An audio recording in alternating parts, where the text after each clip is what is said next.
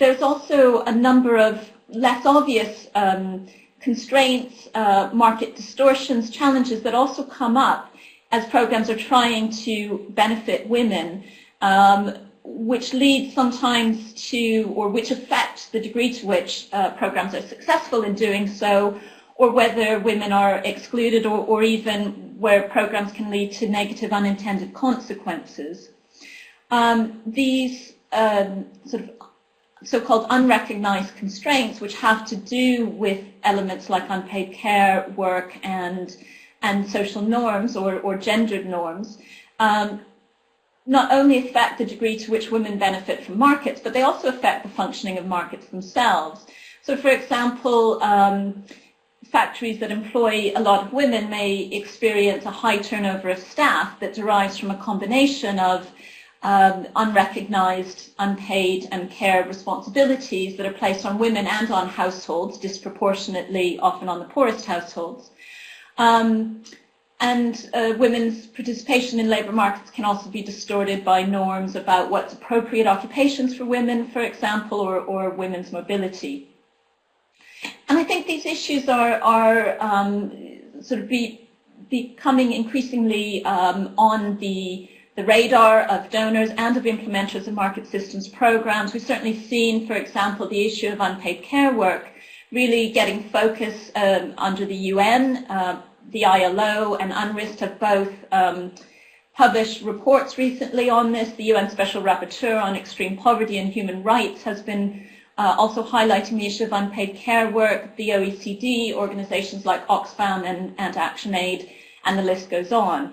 But I think the question that really faces us, and which the research presented in today's webinar wants to at least start to tackle, is how we can more systematically understand this two-way interaction between expectation around women's roles and behavior and the way that market systems function, and then how this understanding should influence the design of programs that are based on a facilitation approach.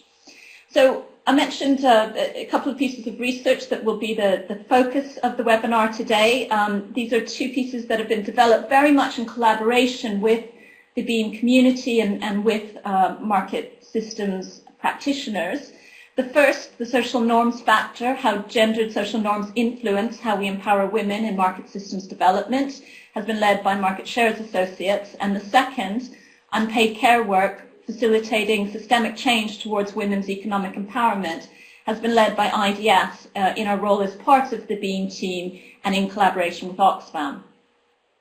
And this is, if I can just say very briefly, this is part of a wider body of research that BEAM's been developing over the last year, which aims to encourage better decision making and support new ideas.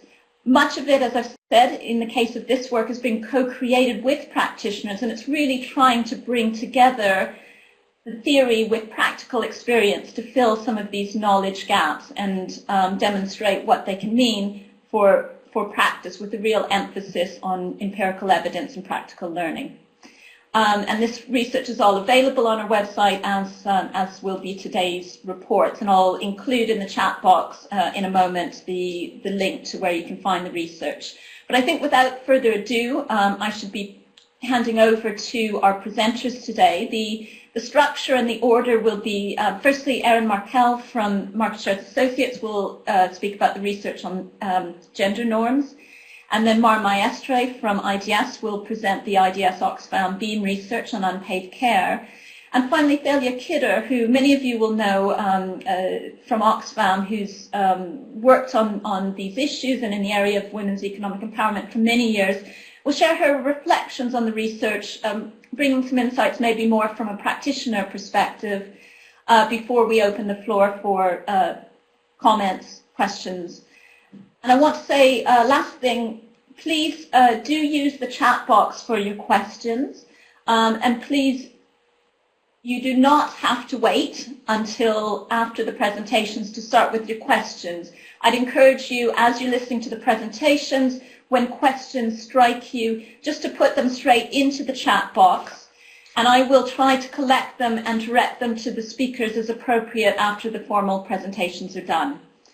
That's it. Thank you very much for joining, and I look forward very much to the webinar, and we'll turn over now to Erin. For joining this webinar.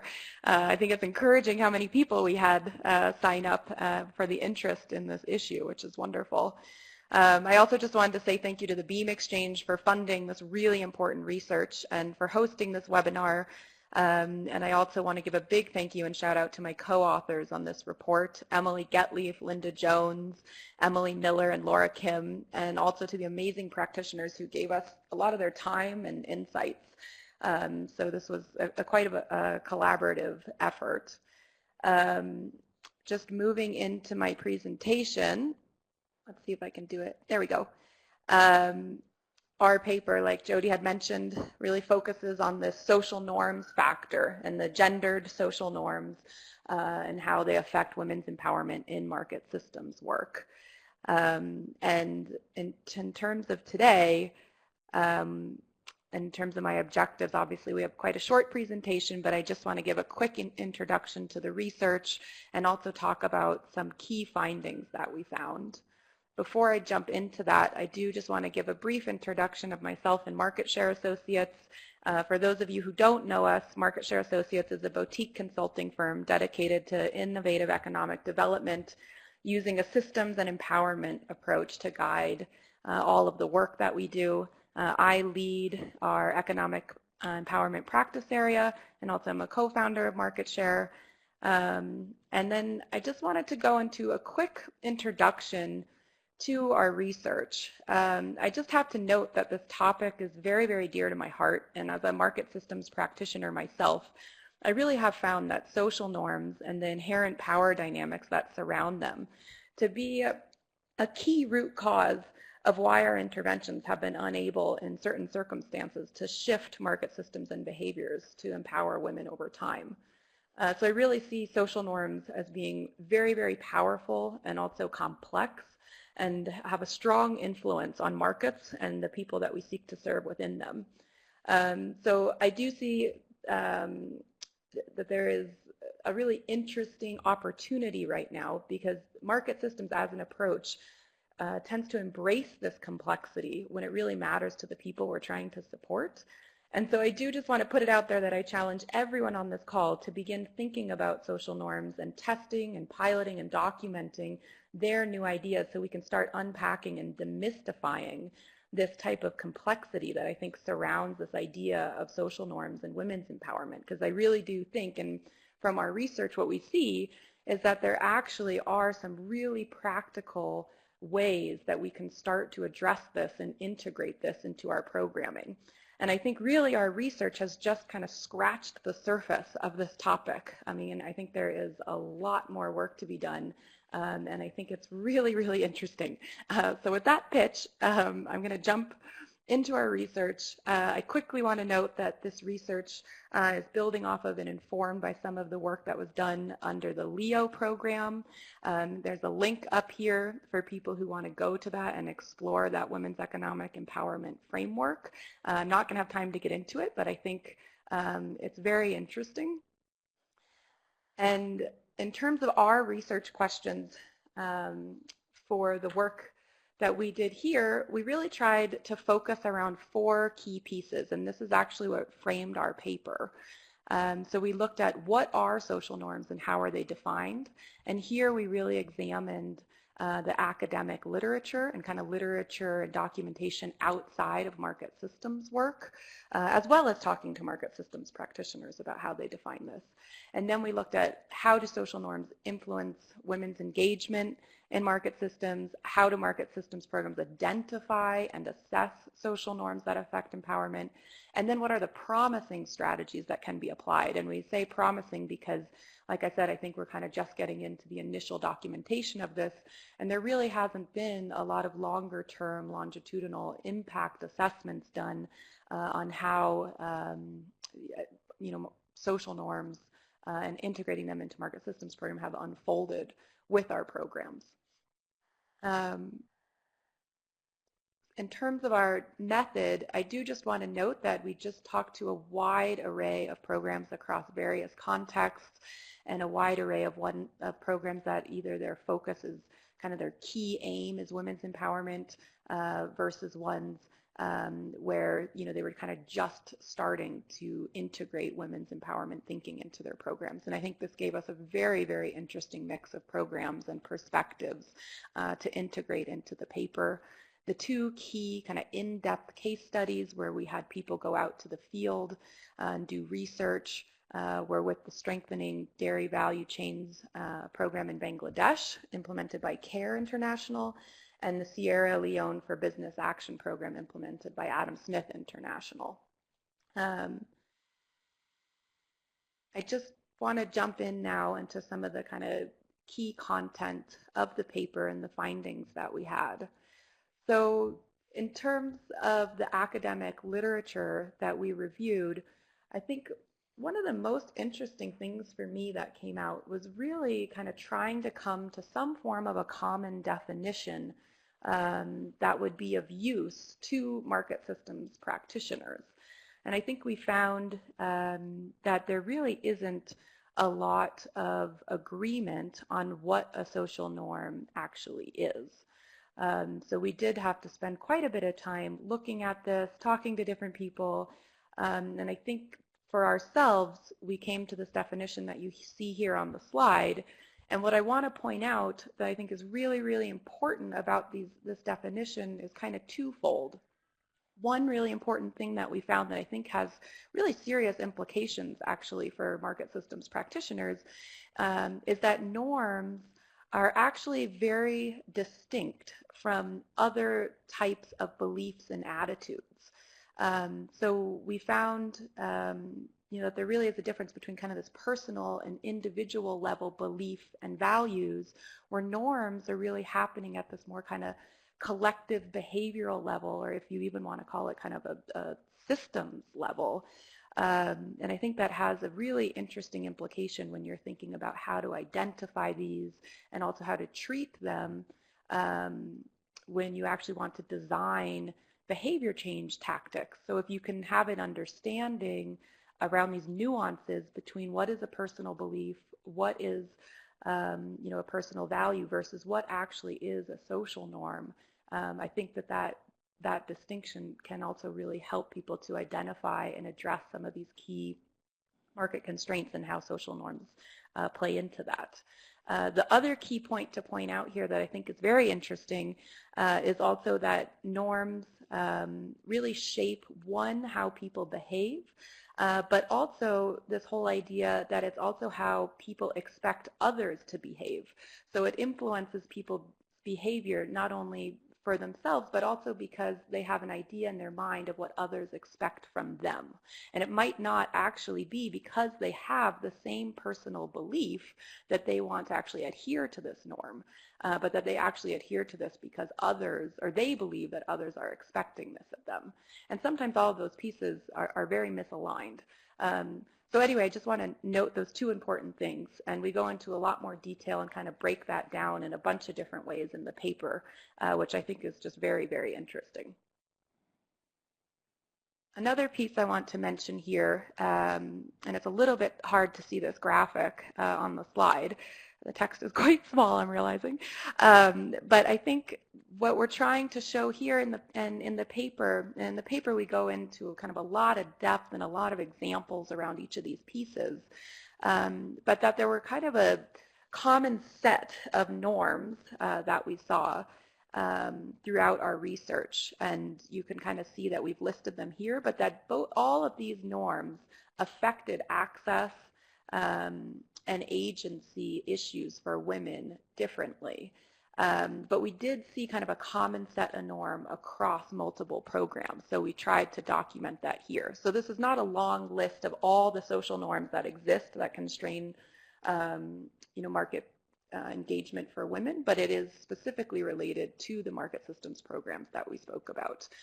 So you can see here things like limited mobility, gender-based violence, different gender roles around decision making. But I think the interesting part of some of these are some of the examples that we capture in the paper. And I don't want to go into that too much because I really want to get to some of these practical pieces that we found around strategies and tactics. So when we were looking at some of these promising strategies and what programs are actually doing to change the social norms that were constraining women's engagement in markets, we found that they really wound up fitting into two camps. So we started calling them indirect strategies and direct strategies. And when we're talking about indirect strategies, we're talking about strategies that programs are using that work within existing social norms to address market constraints for women.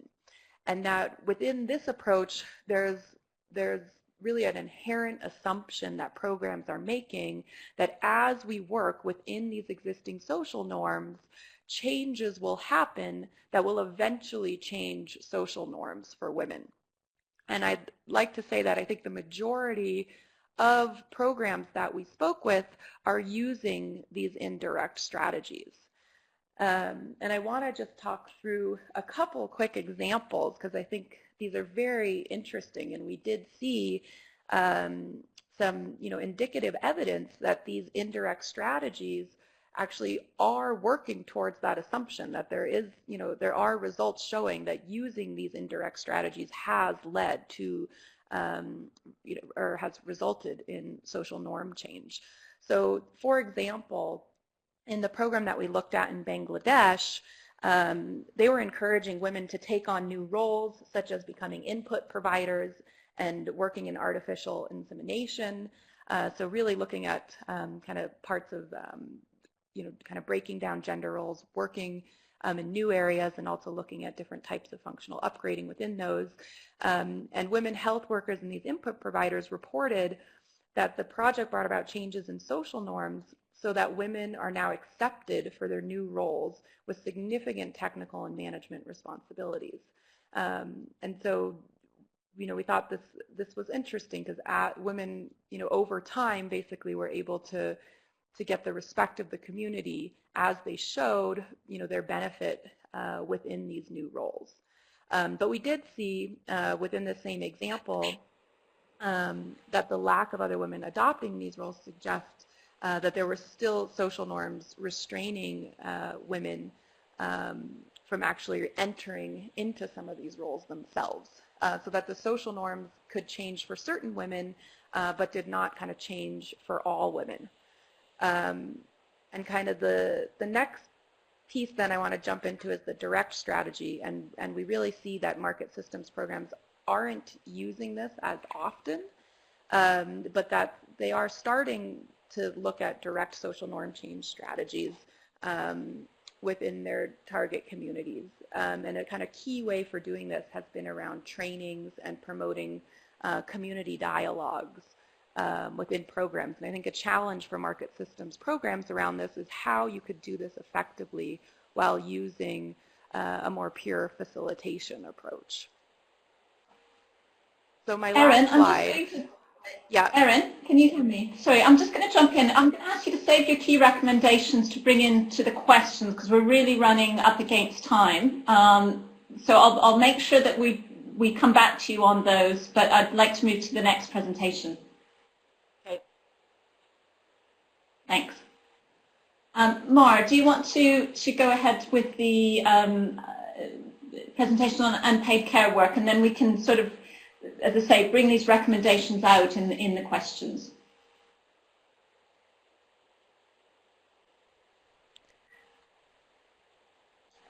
Okay. Hello, everyone. Hope you can hear me properly. Well, thank you both, Jodie, for the initial introduction and setting the scene, and Erin for a really good presentation that, even though it was cut short, it was really interesting. And thank you all of the participants for giving us your time. As Erin was highlighting, kind of she was mentioning about the relevance of understanding social norms for programs in general, and an aspect that she didn't touch it too very in depth, but I think it's also important, is that social norms often heavily influence how roles and responsibilities are distributed within the household and the communities. including the distribution of care responsibilities outside the paid economy. So that was the focus of our research, was understanding how unpaid care work interacts with market systems programs, how can the programs address it within their interventions. I would also like to thank very briefly kind of the Oxfam GB and Ethiopia team, which were our partners for this one-year research project. And we also counted with a great, what we call unpaid care and market systems working group, which were really helpful, and with the help of a lot of different practitioners that we interviewed throughout the entire process. So this is, as Jodie mentioned at the beginning, a co-creation of knowledge. I wanted to start with these two quotes, so if you can just kind of take a moment and read them. I think they highlight something quite important. We collected them while we were doing the research in Ethiopia, and both of these women are participants of Oxfam's project called Gender Enterprise Development for Horticultural Producers. And I think what they highlight is the fact that even though women are showing how happy and empowered they are feeling about the new opportunities facilitated by the Oxfam program, there is still some hidden cost to their well-being. So they show a bit of the potential or the thinking behind why programs should care about the negative consequences that unpaid care work can have. So here are the arrows.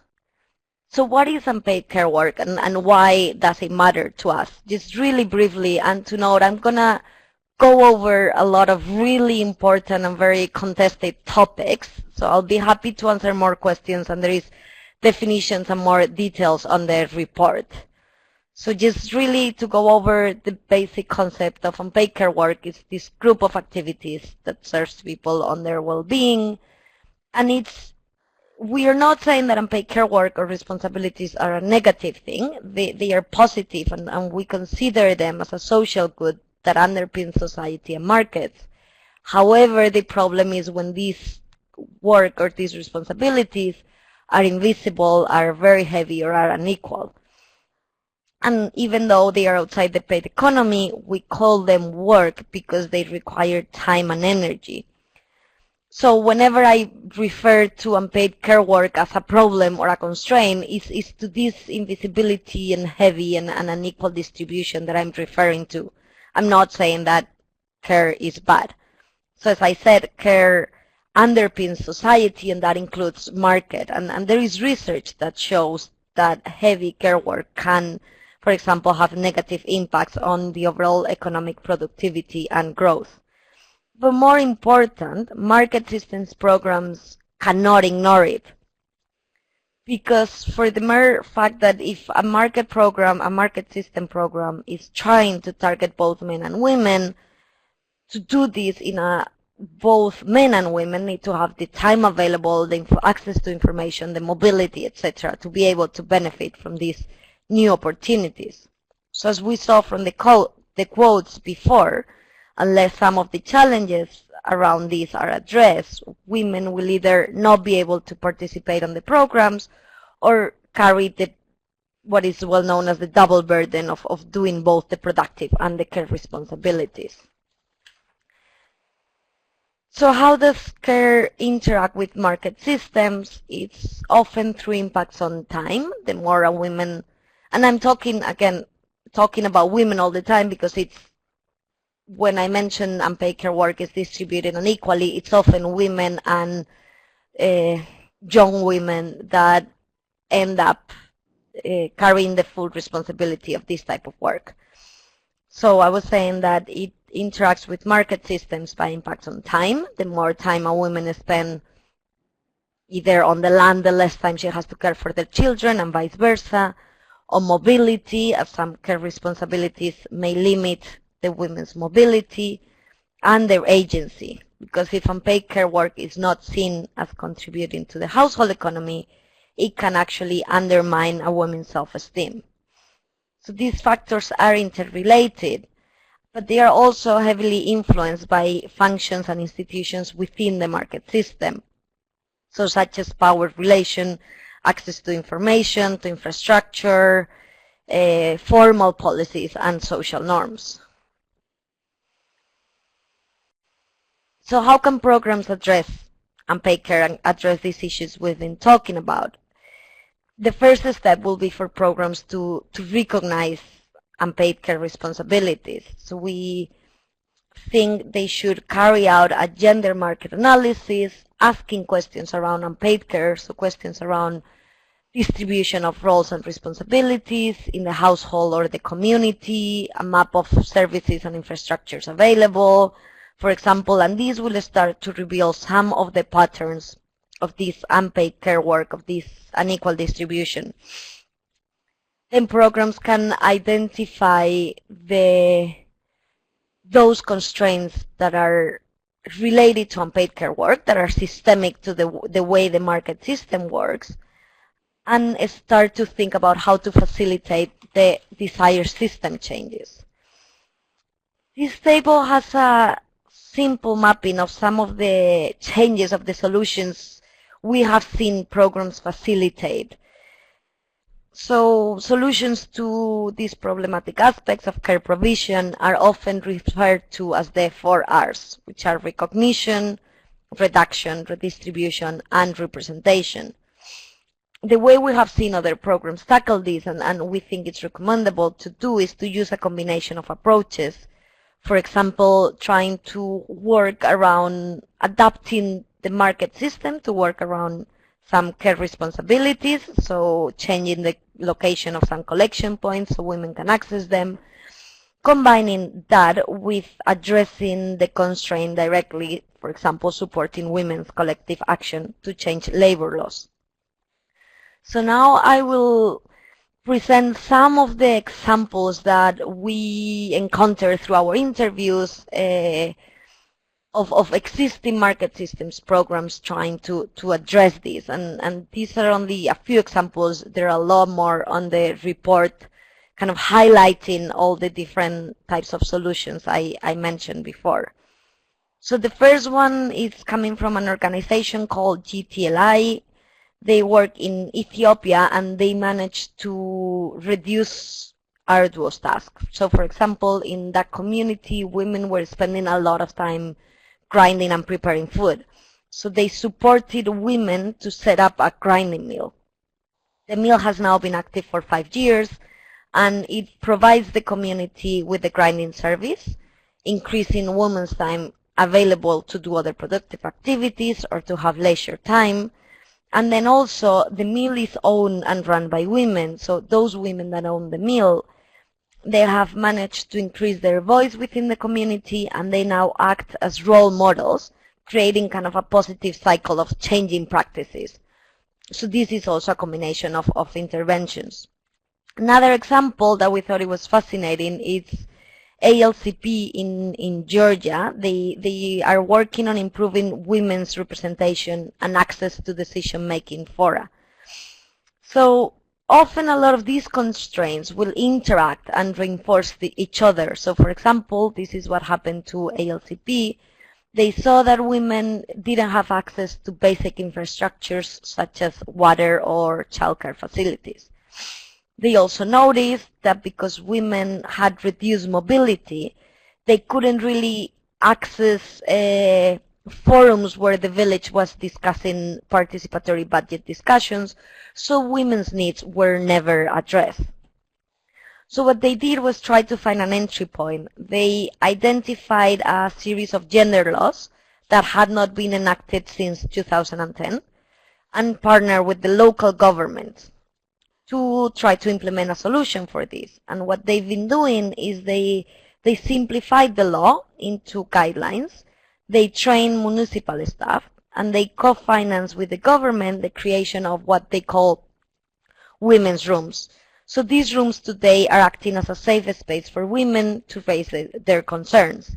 And since the initiative started, 4 daycare centers are already in operation financed by the government, and women have also demanded 8 new water points. So I'm running out of time. I'm not going to discuss the other example I had here, but happy to mention it after on the questions and answers. These were just some very quick highlights, but what I will do now is to give the space for Thalia to share her initial reactions to both presentations, and to thank you all for your time. Thanks very much, Maura. And yes, we'll pass it over to Thalia now. Can I also encourage people who have questions to use the chat box to send them through, so that we can direct them to the speakers after Thalia finishes her interventions, and I will make sure we do go back to kind of get the recommendations out of the 2 presentations. But Thalia, over to you. Hi, can you hear me? Yes? Okay. Could someone tell me that you actually can hear me? Yes. Yes, I hear you. Okay, good. Thank you. All right. So thanks to Jodie and to Erin and Mar for this really compelling new areas of research. I'm also going to base my comments on a lot of the work that Oxfam and partners have done in 10 countries, and recently a collaborative effort between IDS and IDRC and Oxfam about a consultation on women's economic empowerment and care for the UN High-Level Panel on Women's Economic Empowerment. So this is from all of us. I'm going to talk a minute about economic norms to bring together the discussion on social norms and unpaid care work, and how this impacts on market functioning and outcomes, some examples from Oxfam's research. I've been asked to provide a few more practical examples about how this can be applied, and mention a few advocacy strategies. So starting with norms, social norms are sometimes understood as only about gender roles and attributes, but it's not only that. The norms about the economy are also very powerful, and they do shape and distort markets. So some examples of what I'll call economic norms are norms about what is considered work, what work is considered valuable, which types of work require significant skills or are considered unskilled. And one application of this is that it's very clear that when unpaid care work is not counted as work, then unpaid care work is not visible as a constraint for women's participation in enterprises or paid work employment generation projects. But it's more than this. These economic norms about what's considered work and what's considered the economy define very much what is considered normal economic behavior. It shapes cost-benefit analysis and investment decisions. So it's considered legitimate for governments and private companies to subsidize investment in, for example, irrigation for crops, which increases efficiency and the productivity of labor, but not investment in household water systems. Governments might invest in research and technology for coffee or rice processing plant, but not in technology for household grain grinding or laundry. So in what ways does this affect the way that markets operate at a local level as well?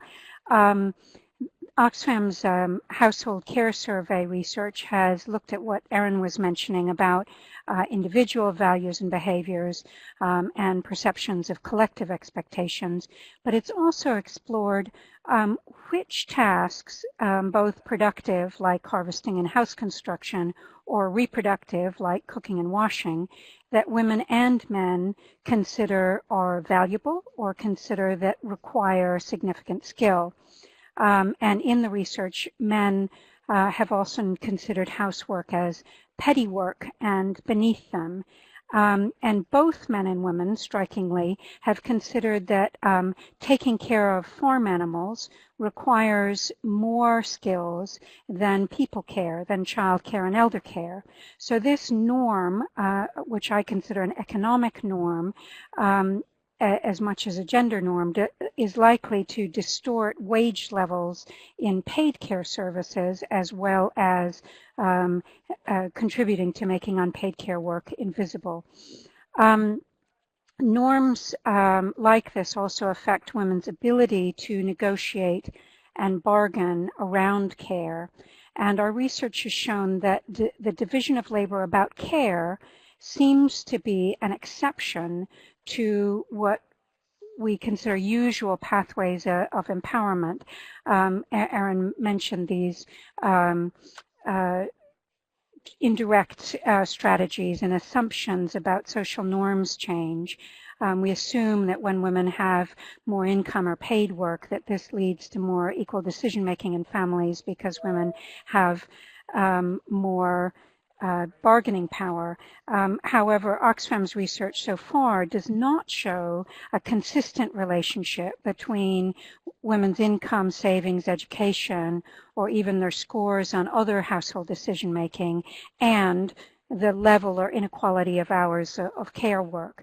So this shows that we really must address gender norms and economic norms and not assume that women having an income or an enterprise will lead to this kind of change in the gross inequalities between unpaid and care work. On to some practical examples. We have found that it is, some questions were sent into the panel before the webinar, and a question about how do you address care in traditional communities. We start, as Mar was explaining, with saying that care is a social good, and we change the norm about saying that care is not just a private familial responsibility, but it is a public responsibility. And a development issue. And people in poor, marginalized, rural, minority ethnic communities are very clear that their families are doing more hours of care work than better off families with more access to infrastructure and services. So men have often enthusiastically joined in on strategies to address heavy and unequal care work because they're seeing this as care work as an issue of poverty reduction, an issue of development, of social justice. If our women are working 9-10 hours a day on hauling water and fuel and grinding corn, we won't be able to do the enterprise and markets development that we need to. And then slowly we have found that they do also assist in shifting attitudes and their own behavior in terms of gender attitudes. We can change collective norms and expectations through radio shows, billboards, videos. There's a number of ways to change the public perception of what men and women do. The We Care programs have also done a lot of advocacy to get investments and interventions by both private companies and government actors by changing the idea that this is a private issue and saying actually that they as duty bearers and public entities have a responsibility to deal with this to deal with providing care in terms of development, but also in terms of having markets function better. So governments invest in infrastructure like household water systems in the Philippines or electrical generating plants in Honduras, or provision of household technologies, such as in Zimbabwe, getting the Ministry of Small and Medium Enterprises to invest in fuel-efficient stoves, and also dialoguing with governments, like in Colombia and Uganda, about collecting in the census more of the time use surveys. So these are some of the examples about how you can very practically address economic norms and gender roles about unpaid care work as part of a market systems approach that includes government policy. Sorry for going a little bit over time. Thank you. Fantastic. Thank you so much. And thanks again to Erin and Mara as well. So we have about 15 minutes, so some time for question and discussion. And I think just to say in advance that the speakers have agreed if there are some questions we don't get through, to pick them up on the LinkedIn, on the Beam Exchange LinkedIn chat. So we will make sure we do cover everything if we don't get to it in the webinar. I'm going to start with a couple of questions we received in advance, and this is the opportunity, I think, for Erin as well to come back in with some of her recommendations that I cut off a little bit. But we had a question from Rupa Hinton at DFID, and I think also echoed by Mina Gul Hemet from ILO, who were both asking effectively, how do we address gender norms, how do we address unpaid care work through a market systems approach? In other words, through a facilitation approach, and how do we do it without intervening? How do we achieve scale and sustainability? So I want to put that to Erin first and then to Mar. How do we address these through a market systems approach? Erin, we can't hear you if you're speaking. Unmuting. Can you hear me now, Jodie? Yeah. Great. So I think what you'll see in the paper is that there are various ways that programs have been addressing social norms using a market facilitations approach. And I think that Thalia also just mentioned a couple different pieces from, using kind of different platforms that get at kind of at scale or to larger groups of people, like using kind of approaches through the media. But I think a key way that we have been seeing in kind of a pattern across some of the different market systems approaches is obviously working through market actors to change the behaviors of market actors that then change the social norms that are constraining women. And in our research, we are considering this kind of an indirect approach in the sense that it's working kind of through a market actor to change the social norms for the end beneficiary. But we did see quite a few different indirect strategies to do that, kind of working through market actors. I know one from an example of a program that I'm working on currently that actually isn't documented in the paper, but just does come to my mind, is with the Arab Women's Enterprise Fund. It's a program that I'm working on with some technical assistance and results measurement support in Egypt, Jordan, and in Palestine.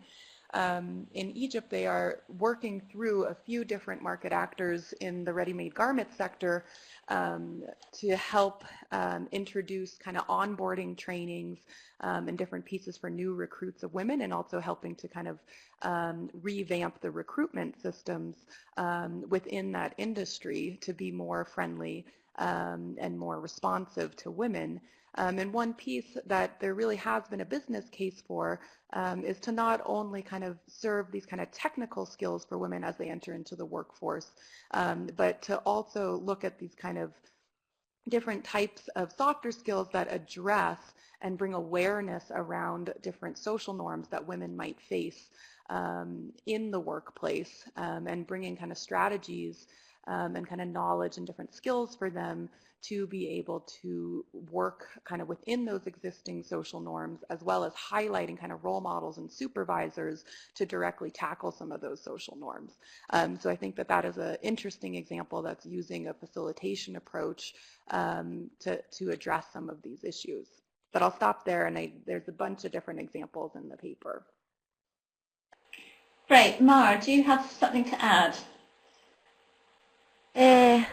Yes, just quickly to add to what Erin said, and I think often we're quite used to seeing facilitation approaches working with the more traditional market actors, so with the private sector, but just to highlight, for example, the case I was explaining before about ALCP in Georgia, that was a market systems program working with the state, with the government, so that would be, I don't know, we could consider it as a non-state or non-traditional actor to address some of the kind of unpaid care constraints they identified that then allow the women to participate in other of the activities they were facilitating in, they are working on the livestock and the dairy value chain.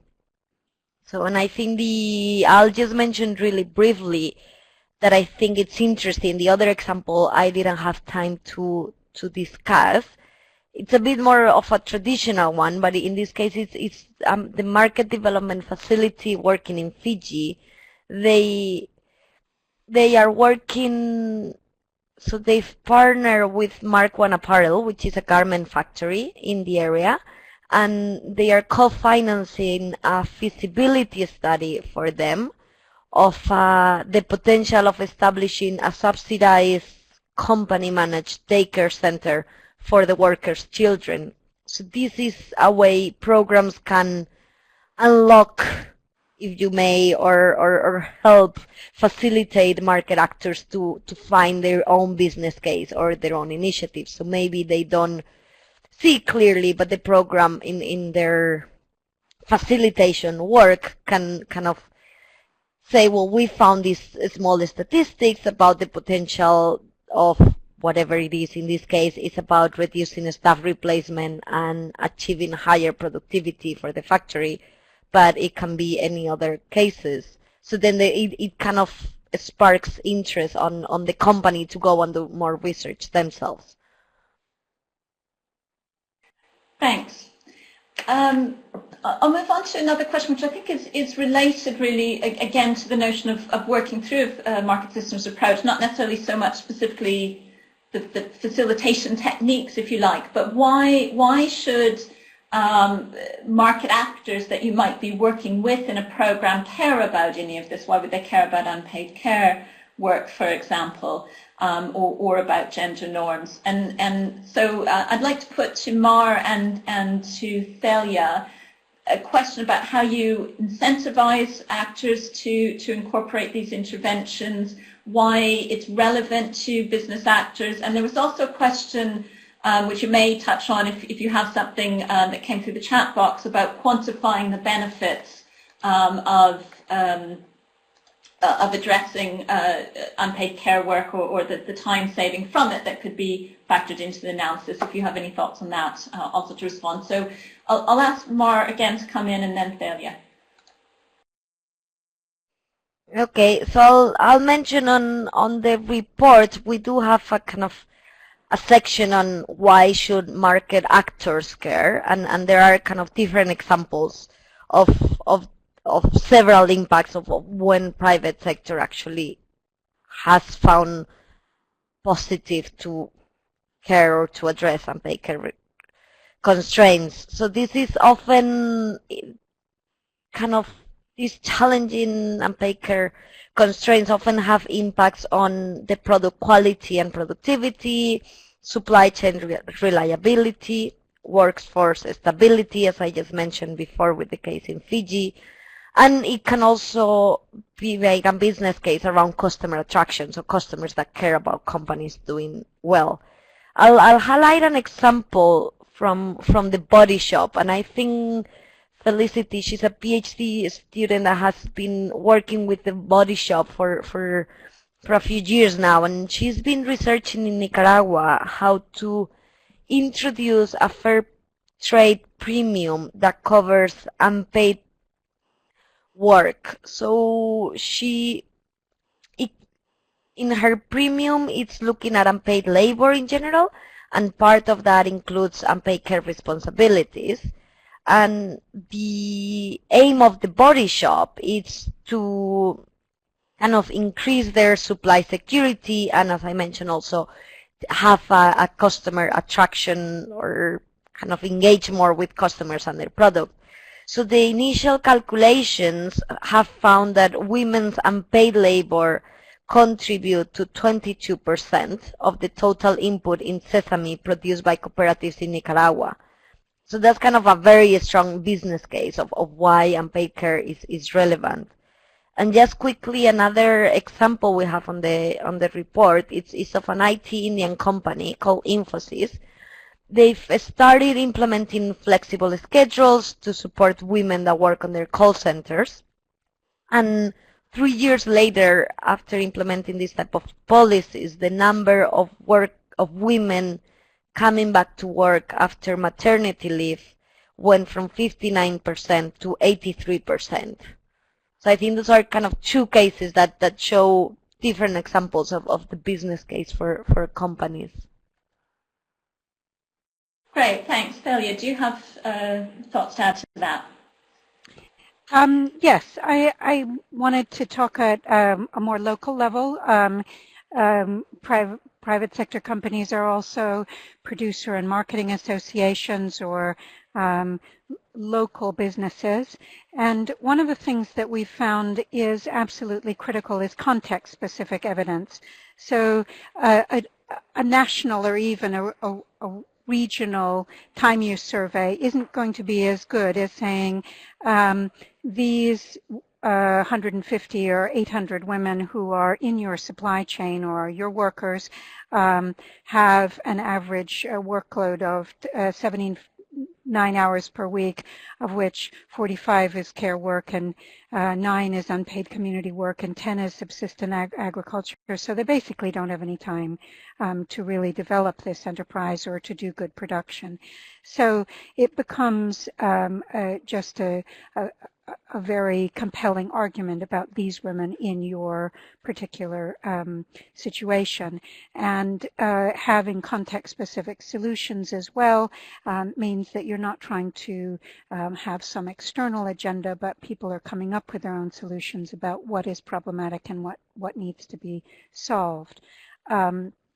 I think that there are also many types of insights that you can have from working around an analysis of social norms and care in a particular locality. There's a fascinating example that's part of the IDS Ethiopia Oxfam research about fuel-efficient stoves that, if I've got this right, that they were marketed in part as let's save the forests, not against deforestation, which somehow the demand wasn't very high. But when there was more awareness about the excessive hours that families and women in those families were using just to collect fuel and cook, there became more of a demand side as well. So there are ways in which you can say that actually the technologies and labor-saving devices around unpaid care work is a market opportunity. I think I'll leave it at that. Great, and I'm really conscious we're starting to run short of time. I've got at least one more question I want to put to Erin from the Daura about how to monitor and measure the changes in social norms, particularly those where it's attributed through or addressed through an indirect strategy. So thoughts on monitoring and measuring. I'm going to allow the webinar to run over just a few minutes, but obviously people may need to start dropping out at the end of the hour, and obviously recognize that you'll need to do so. Just to say that We will follow up through the LinkedIn discussion on the Beam Exchange website, as we said, to try and pick up a few of these other questions that haven't been covered, and also a reminder that the research itself with more examples is available on the on the Beam Exchange website. But Erin, a question to you about monitoring and measuring.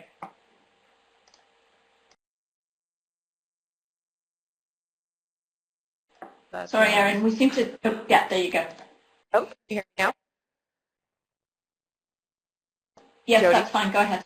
Okay, great. Yes, go ahead. Yeah, I think that's a really important question. And one, I think, first of all, I just want to point out that in the kind of full paper that we put together, I do just want to note that we kind of have a suite of different kind of tools and reports that are coming out along with the paper. So we have kind of an overview paper. We have 2 separate full case studies. And then within those case studies, we have the actual tools that we used with our research. And the case study in Bangladesh was trying to assess social norms. And the case study in Sierra Leone was actually trying to identify them. So it does give you examples of tools that we used, as well as lessons learned from using the tools in terms of kind of what worked and what didn't work with the tools when we were using them. So hopefully that will be able to kind of answer some of those questions when those come out in the next little bit here. I do want to highlight a couple of really interesting findings that I think came out of the identifying social norms, but that are very, very relevant, I think, to kind of good research and measurement practices when kind of looking at social norms, and even if, you know, looking at kind of assessing impact and change to social norms. There are kind of 2 pieces that I wanted to highlight that really stood out for me. One is the importance of understanding what we're calling current situation bias. And I think that really relates to this idea that people are only aware of the social norms that kind of currently constrain them. And even then, they can actually not be fully aware of them, right? So social norms can be a bit invisible. So the complexity of unpacking that is really, really challenging. But even if you are aware of some of the social norms that constrain you, you're typically only aware of it in your current situation. So it's very, very hard for people to actually tell you if their situation, say, were to change, like if they were, say, in a new role at work, you know, what might happen to them with that social norm. So I think with the social norms that might influence that new role. So when you're identifying social norms, I think that's a really, really important piece to keep in mind. And that because of that, you really need to use kind of different people's perspectives and really have an idea of the vision of the type of change you think women will experience within your intervention, and that kind of theory of change needs to be upfront before you design your strategies and your measurement strategies, because you're going to have a good understanding of what those social norms are for them currently, and then start understanding what those social norms can be for them kind of moving forward into these new roles, so that you can mitigate some of the risks that can happen in those sanctions that can be placed on them in those new roles. The other quick piece I just wanted to point out that I think is really, really important is that we found in the tools that we used is that it wasn't always very helpful to ask people directly about social norms that they experience. That kind of goes to what I was saying before, but people are not always aware of the social norms that constrain them. And one way we found specifically when looking at gendered social norms, which I think Thalia has done a really excellent presentation around showing that there's a lot of different types of norms, and there's economic norms and social norms, and our paper specifically looks at gendered social norms. But around gendered social norms, they're also very sensitive and invisible, and that we found some different ways to ask these questions indirectly that were much more effective than asking people directly about their experience with these. So for example, we found that discussing kind of flexibility in gender roles and kind of inflexibility in gender roles. So say, for example, if you're, if you were to work in, a certain type of work, or if you're currently working a certain type of work, like how flexible or inflexible do you see this role being if it were, say, to change between you as a woman doing it versus a man doing it. And we kind of asked, women and men in different focus groups discussions to talk about this, and I think this actually got us a lot closer to kind of understanding what those norms were around types of work and gender roles within work, and I think that was very interesting. So anyway, I'm going to stop there. There's a lot of other interesting things, and I'd be happy to have an offline discussion with you about this because I just think it's fascinating, but I'll end there. Great. Thanks very much for that. I think I'm going to draw this to a close. I'm going to ask each speaker for one sentence, one sort of what's the key point from today that they want to really emphasize. I'm going to start with Thalia. If you just, what's your one summary point from the webinar? I think that my summary point from the webinar is that these are critical issues in market systems approaches and markets development, and also that you can make a difference, that there are lots of practical interventions that can really begin to shift both heavy and unequal care work and social norms. Thanks. Fantastic. Nice and brief and an upbeat point to end on. Mar, one quick one from you. I would say one link to another, which is, well, first, don't forget unpaid care work. I mean, it's very likely that it's going to be a constraint for market systems programs in general, but mostly if you're targeting women's empowerment. And as Thalia said, it's not that difficult to tackle. I mean, starting just with the recognition of care, that's the first step. That's easy. Generate the conversation, and you'll start to see changes flowing. Great. And Erin, one from you. I think I'll just highlight what I think is one of our key recommendations in the report moving forward, which is just that programs really haven't been very clear about documenting whether they're using kind of indirect versus direct approaches to changing social norms, for one. And then secondly, when you're using particularly an indirect approach, I think it is so important for people to start testing those assumptions that there is actually, as we use these indirect approaches, that it's leading to social norm change on a wider or kind of system scale.